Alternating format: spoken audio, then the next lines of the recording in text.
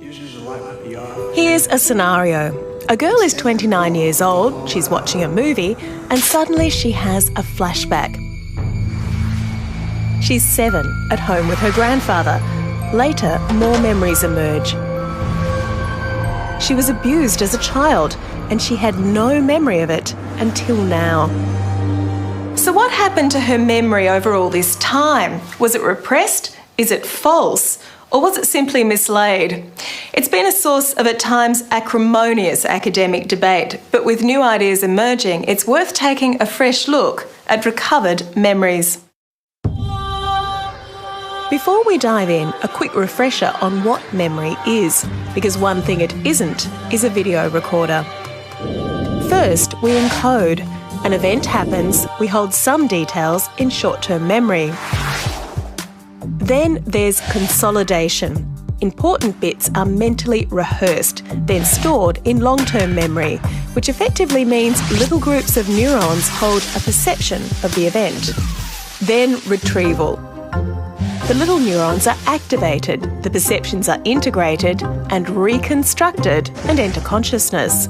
This newly rehearsed memory is then re-encoded, either just as it was before or altered, sometimes dramatically, and stored.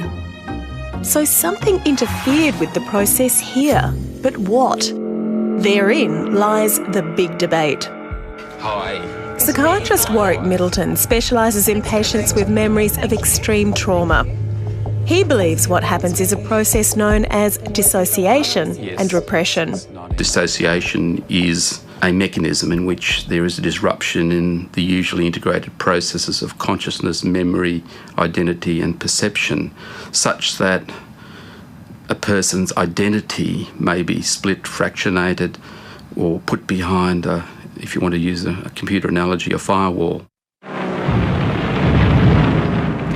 He sees it in combat veterans. It was Sargent and Slater in 1940 who analysed 1,000 evacuees from Dunkirk.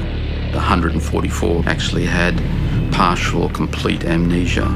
And the ones that were most likely to have the most extreme amnesias were also the ones that had the most severe traumas. Do they get those memories back? Some of them do. And that's where repression and later recovery of those memories comes in. Or, to use Professor Middleton's preferred term, dissociative amnesia. You talk about the 1,000-yard stare. But Professor Richard Bryant, who also works with war veterans as a prominent researcher of post-traumatic stress disorder, disagrees. He says the battle situation is better described as largely a failure to encode.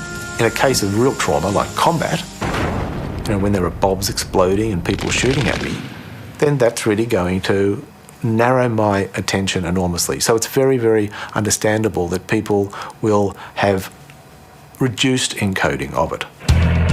Just think of a parachute jump for the first time.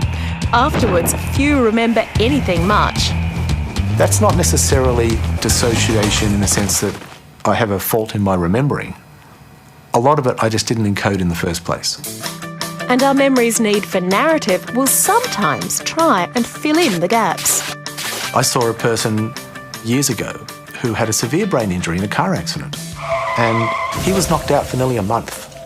About a year later, first time they put him in the car, he just panicked and was flooded with memories of the accident. Now, this man did not remember anything about what happened, so how could he have memories?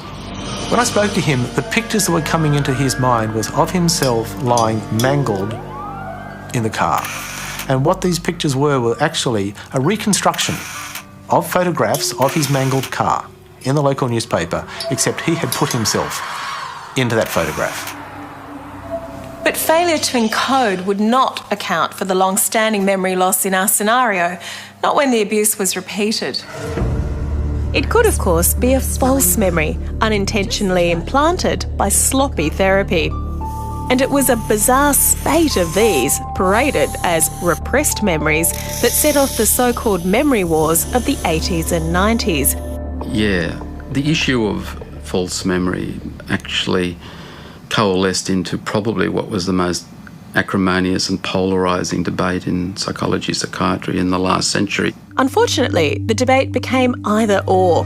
Either you believed in dissociation and repression, or that traumatic memories were so powerfully laid down they were unforgettable, so recovered memories must be false. I think at that point we got where the baby did get thrown out with the bathwater, where because we said, no, there's no evidence that repression exists now, we got to the point where saying, well, not only does repression not exist, but also the idea that somebody can actually have a memory, then forget it, and then maybe have it again, that also doesn't exist. So, to be clear, recovered memories of childhood abuse can and do happen, a notion that got muddied at the height of the memory wars. The question remains, though, how? Professor Middleton says this is where the dissociation theory really comes to the fore. I'm talking about compartmentalising trauma, so that you actually create a mechanism for containing the memories and feelings that go with a traumatic event such that it doesn't overwhelm you in the present. So you can actually get somebody who's compartmentalised, the good daddy, as distinct from another compartment behind another firewall which contains the memory of the incestuous abuse. And the two states may be relatively impervious to the other, at least for a time. But a number of researchers are now working on another explanation. That is, that in many cases, the abused kids simply forgot. Huh? Many will say that at the time they did limit their encoding, and they did it very strategically. I don't want to be aware about what this person's doing to me right now, so I will engage in fantasy, I will distract myself. But that doesn't block it out necessarily. After that, he might have left the room, and then there's the consolidation phase. Now, often at that point, the person will often tell me, I don't want to think about it then. I will distract myself again. But they still know that things happened. But after that, I think as time goes on, both in the consolidation phase and subsequently, I'm just not rehearsing it because I don't want to. And so I can go through years and years and years and never think about it. And then something tweaks. And then, oh yeah, that did happen to me. And then they'll remember it. Now, what was that mechanism? Was it repression? I don't think so. In most cases I've seen, I think it is often deliberate avoidance over many, many years because people don't want to think about something that's really, really unpleasant. So what are we to make of all this? In the end, does it just come down to a terminology dispute? Is there so much difference between dissociation and repression versus forgetting that the debate still matters? There are some professors who say dissociation doesn't exist. Yeah, there are some who say that. It's actually one of the phenomena in psychiatry that's got the longest literature, really. Although the word repression does seem to be dropping out of favour. I've given up trying to get a clear, agreed definition of repression anymore because the waters have been so muddied. My reaction to the whole notion of dissociation is that it's really not advancing the field. It's just too big and too vague. So I think we have a clinical responsibility, as well as a scientific responsibility, to understand what really is the mechanism. Then I think we can start to develop better treatments. And does this help our girl deal with her past? Maybe not, but it is worth knowing there's more than one explanation for recovered memory. After all, memory is perception, and perception becomes memory.